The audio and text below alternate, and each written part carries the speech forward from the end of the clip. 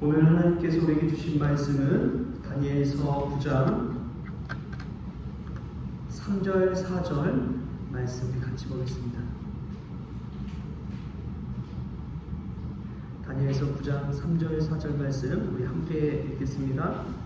내가 금식하며 베옷을 입고 죄를 덮어쓰고 주 하나님께 기도하며 간구하기를 결심하고 내 하나님 여호와께 기도하며 자복하여 이르기를 크시고 두려워할 주 하나님, 주를 사랑하고 주의 계명을 지키는 자를 위하여 언약을 지키시고 그에게 인자를 베푸시는 이여. 아멘. 할렐루야. 가을 특별 새벽기도 5일차에 나오신 여러분 환영하고 축복합니다. 오늘 기도하는 이 시간, 말씀 듣는 이 시간, 우리 하나님 앞에서 또 회개하고 자복하며 기도하며 나아갈 때 한량없는 하나님의 은혜가 저와 여러분의 가정 가운데 부어지기를 주신 예수님의 이름으로 축원합니다. 어제 저희 막내 아이 유치원에서 부모님과 함께하는 놀이가 있었습니다. 근데 어찌 하다 보니까 제가 그 시간을 놓쳤어요. 그래가지고 늦게라도 막 달려갔습니다. 달려갔더니 다른 아이들 안에서 이제 하고 있고 저희 아이만 밖에 나와 있더라고요. 그래서 같이 손을 잡고 들어가서 했어요. 그랬더니 가기 전에는 그 밖에서 혼자 있으면서 찡찡거리던 얼굴이 저와 함께 이렇게 그 수업에 참여하고 나니까 얼굴이 확 펴지더라고요. 그래서 드는 생각이, 늦게라도 달려가서 하기를 잘했다. 늦게라도 가서 하기를 잘했다. 그 생각이 참 많이 들었습니다. 여러분, 회개한다는 것은 무엇일까요? 우리가 하나님 앞에 달려가는 것인 줄 믿습니다. 우리가 하나님 앞에 돌아가는 것인 줄 믿습니다. 회개에 늦은 것은 없어요. 회개할 그때가 가장 빠른 때인 줄 믿습니다. 우리의 마음을 돌이켜서 하나님 앞에 달려가는 우리 성원 가족들 될 수 있기를 축복합니다. 이 다니엘서 9장을 읽다 보면 참 하나님의 말씀이 놀랍구나 라는 것들을 깨달아요. 요즘 수요 예배를 느헤미야 강해를 하고 있잖아요.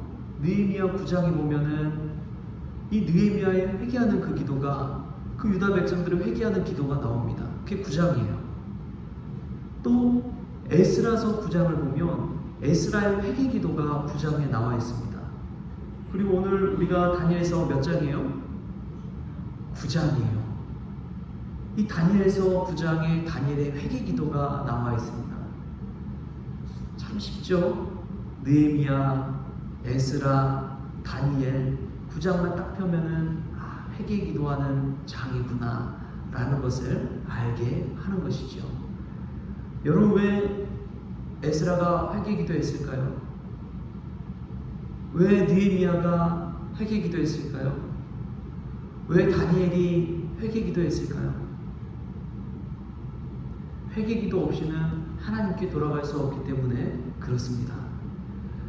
회개 기도하는 자들이, 자신의 죄를 깨닫고 하나님 앞에 자복하는 자들이 하나님의 은혜를 받기 때문에 그렇습니다.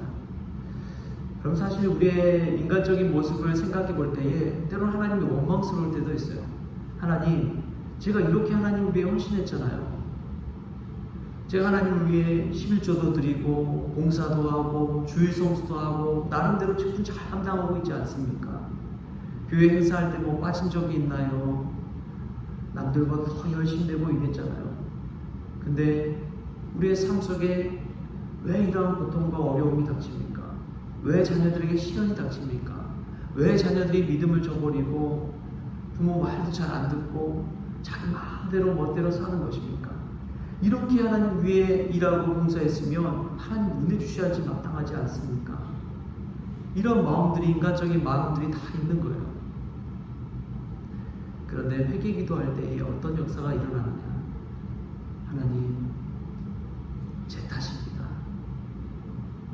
제가 부족했습니다. 제가 죄인입니다. 저를 불쌍히 여겨주세요.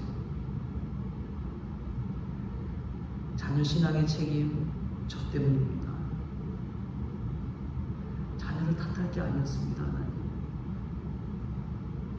이 회개 기도를 통해서 오늘 이 다니엘이 하고 있는 게 뭐냐면 하나님의 말씀을 열어서 읽다 보니까 이것은 물론 자신이 잘못해서 그런 건 아닙니다. 자신 잘못해서 뭐 나라가 망했나요? 자신 어린 소년 때 함부로 할 수 없는 그 상황 가운데 포로로 끌려가기만 했지요. 자기 탓이 아닙니다. 그런데도 자신의 죄 때문이라고 고백하고 있는 이 다니엘을 한번 생각해 보십시오. 어떤 민족이든 어떤 나라든 어떤 공동체든 어떤 사람이든 이 회개 기도할 때에 하나님께서 은혜 부어주실 줄 믿습니다.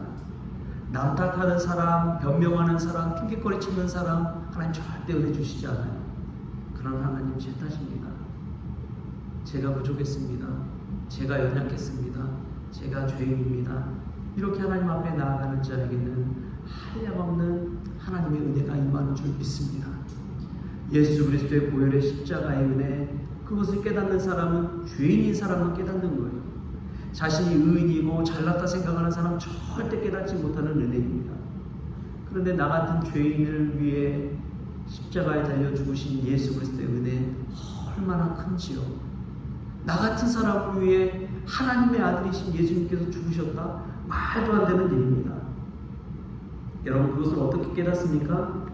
다니엘은 예레미야의 말씀을 통해서 이 예루살렘이 완전히 멸망하고 70년이 지나며 그칠이라는 것을 깨닫게 되었습니다. 그런 깨달은 후에 첫 번째 한 행동이 베옷을 입고 죄를 덮어쓰고 주 하나님께 회개 기도하는 것이었습니다.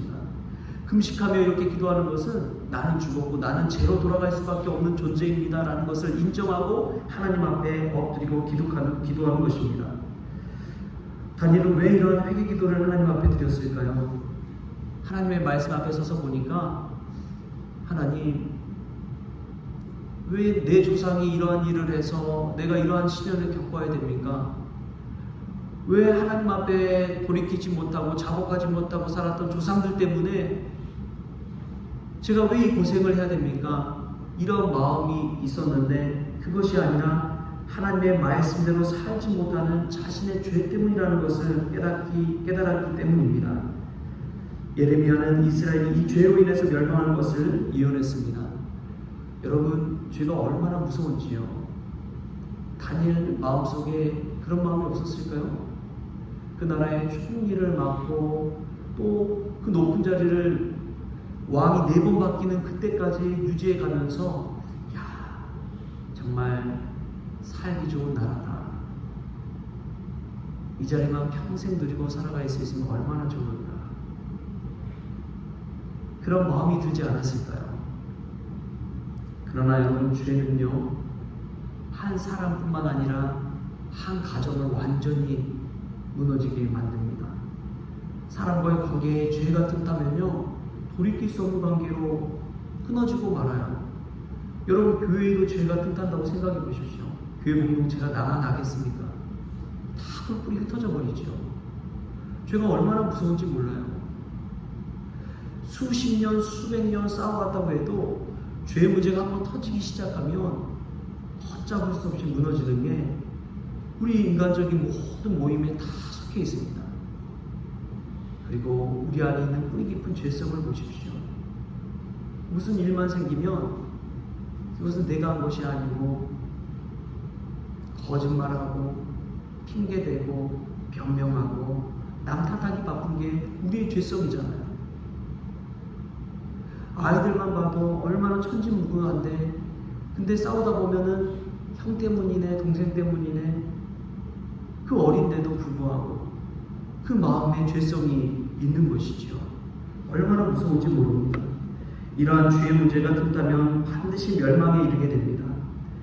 그래서 우리가 할 수 있는 것은 하나님 앞에 회개 기도를 올려 드리는 것이죠. 여러분, 회개 기도할 때에 하나님과 나의 관계가 올바로 정립되는 줄 믿습니다. 기도할 때에 하나님과 내가 만나는 거예요. 그때 내가 살 소망이 열리는 것이고 살 길이 열리는 것입니다. 여러분, 죄의 문제를 해결해 줄 수 있는 사람이 누가 있어요? 그것을 목사가 해결할 수 있습니까? 옆에 잘 믿는 권사님 해결할 수 있어요? 절대 그렇지 않습니다. 우리 하나님께서 해결할 수 있는 줄 믿습니다. 도저히 끊을 수 없는 그 죄를 우리 하나님께서 예수님의 보혈로 인쳐주시고 대속해 주셔서 끊어주시는 것이죠. 그런 은혜 없이는 불가능한 것입니다. 여러분, 죄의 문제를 해결하는 것은 기도밖에 없는 줄 믿습니다. 하나님 앞에 나아가 기도합시다. 설령 내가 행한 일이 하나도 없다 할지라도 하나님의 말씀에 의지해서 하나님, 제가 하나님 앞에 회개하며 나아갑니다. 자복하며 나아갑니다. 저희 가정을 책임져 주옵소서. 저희 교회를 살려 주옵소서. 저희 민족과 나라를 살려 주옵소서. 이 다니엘의 기도가 있었기 때문에 포로 귀환과 엄청난 다시 재건되는 역사가 일어나잖아요. 회개하는 사람이 있을 때 이러한 역사가 일어나는 것입니다. 사랑하는 성도 여러분, 우리가 크고 두려워할 줄 아는 구주 하나님, 자신의 죄를 깨닫고 이 크신 하나님 앞에 기도하며 나아갈 수 있기를 소망합니다. 자신의 죄의 문제를 하나님 앞에 아뢰십시오. 죄의 문제는 오직 주 예수 그리스도를 통해서 회복될 수가 있습니다. 우리가 하나님 앞에 엎드리며 자복하며 나아갈 때 중요한 것은 우리 다음 때의 미래의 교회와 가정과 자녀들이 세워져 간다는 것입니다. 여러분, 그 사실을 바라보면서 회개 기도할 수 있기를 소망합니다. 어제 말씀을 준비하면서 불현듯 저는 지난 2년을 돌아봤습니다. 등록교육 명부가 바로 옆에 있더라고요. 열어서 한번 세보니까 2년 동안 등록하신 분이 19명이시더라고요. 19명 등록했는데 14분이 정말 잘 나오고 계세요. 또 그 중에 2분은 왔다리 갔다리 하시는 분이 계시고 한 3분은 아예 발길을 끊으셨더라고요. 등록했는데도 그러한 일이 있습니다. 그런데 그것을 보면서 그분들을 탓하는 것이 아니라 이 말씀을 준비하는데 내가 잘못했구나, 내가 부족했구나, 내 죄 때문이구나, 내 탓이구나, 하나님께서 그런 마음을 주시는군요. 하나님께서 영혼을 보내주실 때에 얼마나 귀한 마음으로 보내주셨겠어요. 근데 저는 그런 마음이 있었거든요. 하나님께서 은혜 주셔야지 그런 마음이 있으면서도 인간적인 노력을 별로 하지 않았던 것 같습니다. 하나님, 죄송합니다. 하나님, 죄송합니다. 하나님, 죄송합니다. 여러분, 저에게 성도를 보내주셨듯이 여러분 가정에 하나님께서 자녀를 선물로 주셨습니다. 여러분, 자녀들 어떻습니까? 누구 탓할 것이 있습니까? 우리 하나님 앞에 내 스스로 회개하며 우리의 죄를 아뢰며 하나님 앞에 회개할 수 있는 시간이 될 수 있길 바랍니다. 회개할 때에 하나님과의 관계의 길이 열리고 새로운 미래를 열어갈 수 있을 줄 믿습니다. 오늘 같이 회개하며 기도하는 저와 여러분 될 수 있기를 주님의 이름으로 축원합니다. 기도하겠습니다. 좋으신 하나님, 감사합니다. 오늘 우리의 실상, 미래의 과거, 앞으로 되어질 모든 것들 하나님 앞에 회개하며 나아갑니다. 주님, 과거에 누가 그리하였든지 저희들 탓하지 않게 하여 주옵소서. 변명하지 않게 하여 주옵소서. 핑계대지 않게 하여 주옵소서.